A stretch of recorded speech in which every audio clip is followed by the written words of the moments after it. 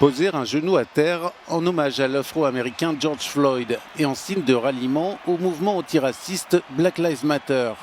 La sélection anglaise de football a gardé ses bonnes habitudes dimanche lors de son entrée victorieuse 1-0 face à la Croatie dans l'Euro de football. Une attitude applaudie par le public de Wembley, contrairement aux craintes énoncées avant la rencontre. Malgré la possibilité d'une réaction hostile de certains supporters, le défenseur Luke Shaw avait annoncé la couleur en conférence de presse, confirmant que la sélection anglaise continuerait de s'agenouiller.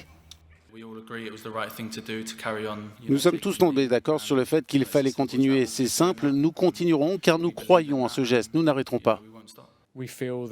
Des propos appuyés par le sélectionneur Gareth Southgate. Nous sommes plus que jamais déterminés à mettre le genou à terre pendant ce tournoi. Nous acceptons qu'il puisse y avoir une réaction négative. Nous allons simplement l'ignorer et aller de l'avant. Je pense que les joueurs ont conscience des conséquences, mais ils en ont vraiment assez. Parmi les sélections présentes à l'Euro, plusieurs ont choisi de ne pas s'agenouiller. L'Écosse, la République tchèque, la Hongrie et même les Pays-Bas qui comptent pourtant 11 joueurs de couleur dans leur effectif. Nous ne l'avons jamais fait auparavant, s'est défendu le milieu de terrain Georginio Wijnaldum. Seuls les Anglais avaient l'habitude de s'agenouiller. Lors de nos autres matchs, nous ne l'avons jamais fait.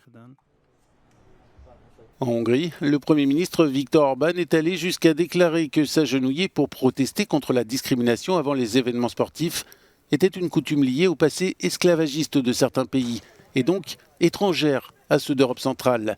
Il a même ajouté que cette pression mise sur les athlètes du monde entier n'était qu'une simple provocation.